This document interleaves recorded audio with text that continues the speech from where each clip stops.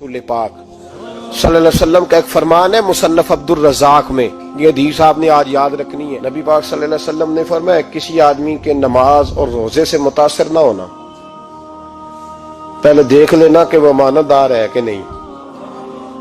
किसी के नमाज रोजे से मुतासिर नहीं होना, पहले देख लेना कि दयानतदार है कि देखना लोगों की जेबों पे कितनी नजरें डालता है। फरमाया बहुत सारे नमाज रोजे वाले धोखेबाजी करते हैं, दयानती न करें, अपने ओहदे का पास रखें, अपने मनसब का ख्याल रखें।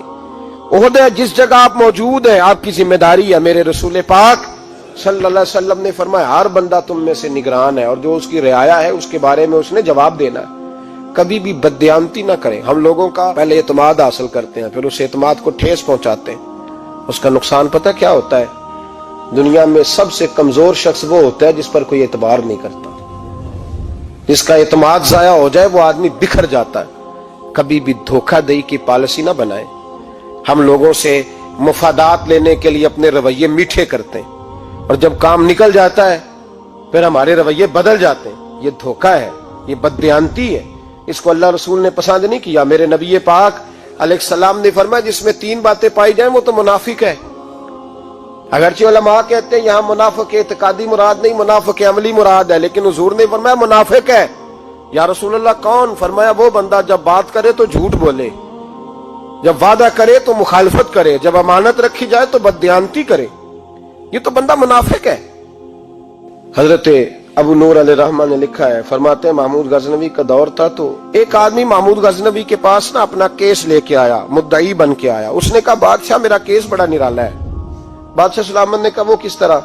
कहने लगा ये मेरे पास एक थैली है, मैं ना सफर पे जाने लगा तो ये थैली पूरी हीरों की भरी हुई। फलां इलाके के जो काजी साहब है ना, मैं जाती दफा मैं कहीं सफर पे जा रहा था तो मैं उनके पास छोड़ गया कि रास्ता लंबा है, कहीं कोई मुझसे छीन ना ले, हीरों की भरी हुई थी। कुछ दिनों के बाद मैं वापस आया हूं, काजी साहब ने मुझे थैली वापस की है तो इसमें हीरों की बजाय खोटे सिक्के निकले। अब मैंने काजी साहब से कहा है तो काजी साहब तो मेरे गिरेबान तक आते हैं, वो कहते हैं बता कहीं से फटी है, खुली है? वो जिस तरह टांके लगा के तूने सी थी उसी तरह लगे हुए हैं कि नहीं?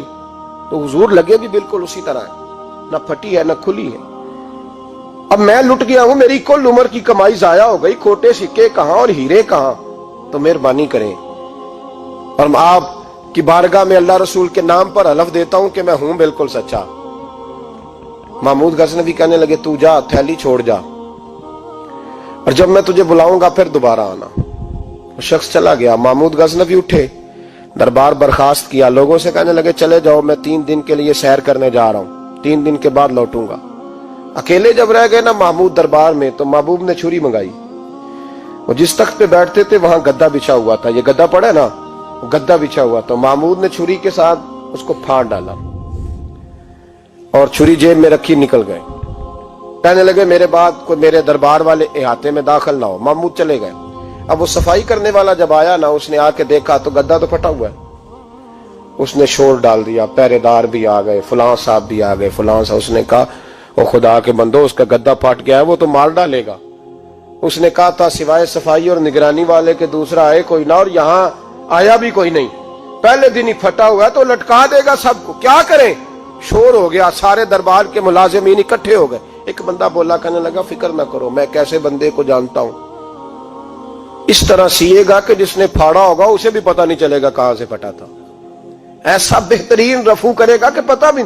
उसने कहा यार हम सारे 1-1 महीने की तनख्वाह देते हैं, तू बंदा बुला। वो बुला लिया उसको, उसका नाम मोहम्मद रफूगर था। वो आया, उसको गद्दा दिखाया, उसका यार इस तरह सीना पता ना चले। उसने कहा फिक्र ही ना करो, मैं बड़ा कारीगर हूं। बड़े बड़े कारीगर लोग नहीं हमारे मुल्क में पाए जाते, कोई निशान छोड़ते हैं पीछे? बड़े कारीगर का पैसे होने चाहिए, बड़े बड़े कारीगर बंदे। आप यकीन करें ऐसा ऐसा फलसफा, ये उम्रा इबादत है ना, सरकार दो आलम सल्लल्लाहु अलैहि वसल्लम की बारगाह की हाजिरी बड़ी नेमत है ना। तो सऊदी गवर्नमेंट ने पाबंदी लगा दी, खैर उनकी भी ज्यादती है। इस तरह की पाबंदियां शरीयत इस्लामिया में जायज नहीं। अल्लाह के घर मुसलमान जब चाहे जा सकता है, लेकिन वो कहते हैं जी 2000 रियाल दे जिसने 2 साल बाद भी आना है। उन्होंने पाबंदी लगाई तो हमारे एजेंटों ने भी कई खास ट्रेनिंग हासिल की हुई है, पता नहीं कहां से सीख के आए, उन्होंने भी रास्ता निकाल लिया। ایک سال سے میں نے کہا کہ جناب وہ 2000 ریال لگ گیا تو کیا کرنا ہے؟ کہنے کوئی مسئلہ نہیں، پاسپورٹ نوا بنوا لو، گنجائش ہے، یعنی ہر شے کا حل ہے۔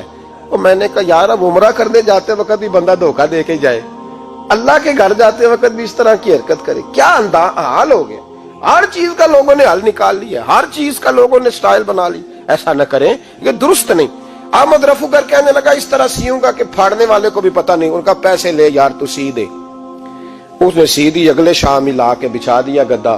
تیسرے دن بادشاہ سلامت آئے، آ کے پہلی نظر گدے پہ ڈالی، اس نے بلایا سب ملازمین کو، کہا کس نے سیا ہے؟ کہا جناب کیا ہوا؟ کہا یہ پھٹا ہوا تھا۔ کس نے؟ کہا نہیں پھٹا ہی نہیں۔ وہ کہنے لگے بنو بات، میں خود پھاڑ کے گیا تھا، تو بتاؤ صحیح سیا کس نے ہے؟ کہا جناب آپ پھاڑ کے گئے تھے تو بتایا کیوں نہیں؟ فرمانے لگے اسی لیے تو بتایا نہیں تھا کہ تم خود تحقیق کر لو، بلاؤ بتاؤ سیا کس نے۔ تو بلا لیا، احمد رفو گر آ گیا۔ اس کو جب بلا کے سامنے بادشاہ کھڑا کیا، کہا بھئی تو نے سیا ہے؟ کہنے لگا حضور آپ کے سارے ملازم کٹھے ہو کے آئے تھے، میری غلطی کوئی نہیں۔ کہا نہیں یار تو بڑا کاریگر ہے، میں نے اپنے ہاتھ سے پھاڑا تھا پر مجھے بھی نہیں پتا چل رہا کہاں سے پھٹا تھا۔ اچھا یہ بتا یہ تھیلی جو ہے یہ بھی تو نے سی تھی؟ اس نے کہا جی آپ کے خادم کا ہی کارنامہ ہے، وہ فلانے علاقے کے قاضی صاحب آئے تھے، اس میں سے ہیرے نکال کے تو کھوٹے سکے بھرے تھے، تو مجھے بھی تھوڑا سا حصہ ملا تھا۔ محمود نے سارے گواہ بھی اکٹھے کر لیے، ثبوت بھی اکٹھے کر لیے۔ پھر قاضی کو بلایا، پہلے سارے ثبوت اور گواہ کیس حل کر لیا۔ پھر ہمارے ہاں یہ حال ہوتا ہے کہ مدعی 2-3 ہفتے کے بعد خود ہی ہاتھ باندھ جاتا ہے، کہنا تسی میری جان چھڈو، مجرم پھڑو پاوے نہ پڑھو۔ وہ کہتا ہے مجھے معافی دو، میں رہا۔ ظلم ہے نا، ظلم زیادتی ہے کہ جو بیچارہ اتنے سوال مجرم سے نہیں ہوتے جتنے مدعی سے ہوتے ہیں۔ آپ یقین کریں اتنے سوالات ہوتے، بیچارہ ہف جاتا ہے۔ یہ طریقہ درست تو نہیں، ایک لٹ گیا اور دوسرا طرح طرح کے سوالوں کے جواب دیتا پھرے بیچارہ۔ سارے ثبوت اکٹھے کر کے قاضی صاحب کو بلایا، تنہائی میں لے جا کے محمود غزنوی نے کہا قاضی صاحب آپ سے غلطی ہو گئی، غریب آدمی تھا، وہ لٹ گیا ہے، اس نے تو بڑی مشکل سے کچھ ہیرے جمع کیے تھے اور اس کی کل کائنات تھی، تو آپ اس کا مال اسے دے دیں، بات ختم۔ قاضی صاحب کہنے لگے آپ مجھ پہ الزام لگا رہے ہیں، سوال ہی نہیں پیدا ہوتا۔ آپ میری داڑھی دیکھیں، آپ میرا اعزاز دیکھیں، دنیا جانتی ہے میں اس کا۔ قاضی صاحب انسان بھول ہی جاتا ہے، بندہ بھول جاتا ہے، غلطی ہوگی، مال نے کہا نہیں سب کہا میں تنہائی میں پوچھ رہا ہوں، میں اس وقت پوچھ رہا ہوں جب دوسرا موجود کوئی نہیں، آج توبہ کر لے، میں کچھ نہیں کہوں گا، تو میری زبان پہ اعتبار کر، تجھے پتا ہے میں جو کہتا ہوں اس پہ عمل بھی کرتا ہوں، باز آ جا۔ پر قاضی نے کہا نہیں میری غلطی کوئی نہیں۔ محمود نے پھر بھرے دربار میں بلا لیا، مجمع عام میں۔ مہلت کے دنوں میں جو توبہ کر لے وہ بچ جاتے ہیں، لیکن لوگ رسوائیوں کے دنوں میں پھر واپس لوٹتے ہیں اگلا گھر دیکھ کے، پھر حالات اور طرح کے ہو چکے ہوتے ہیں۔ جب بھرے دربار میں قاضی کو بلایا، بھائی تو مانتا ہے کہ نہیں؟ اس نے کہا نہیں۔ تو کہا بلاؤ احمد رفو گر کو۔ جب وہ احمد رفو گر آیا تو بوڑھے قاضی کی ٹانگیں کانپنے لگی، جملے ٹوٹنے لگے، لفظ زمین پر گرنے لگے، بات صحیح نہیں ہوتی، زبان لڑکھڑانے لگی۔ محمود کہنے لگے قاضی میں نے تجھے کہا تھا وہاں مان جا بات، اب بھرے دربار میں بول۔ تو جب قاضی صاحب کی گردن خود بخود جھک گئی تو دنیا سمجھ گئی، کہا نکل جا میرے دربار سے۔ محمود بولے نکل جا، اتنی تجھے عزت دی، اتنی بڑی تنخواہ دی، قاضی بنایا، اور یہ تھوڑی سی رقم کے لیے، تھوڑی سی رقم کے لیے تو بددیانت ہو گیا، چل چلا جا، نکل۔ قاضی دربار سے نکلا تو لوگ لعنتیں برسانے لگے۔ کل جو دکانیں چھوڑ کے سلوٹ کرنے آتے تھے وہ کہنے لگے اس کی عمر دیکھو، اس کے کام دیکھو، دیکھو اس نے کیا کیا۔ گھر گیا، بچے جن کے لیے پاپ کمایا تھا، جنہاں لی تو پاپ کمائے ہن کتھے نہیں ہو تیرے کر دے۔ وہ بچے کہنے لگے ابا جی ہم تو سکول مدرسہ جانے کے قابل نہیں رہے، امید تھی کہ بیوی ساتھ دے گی۔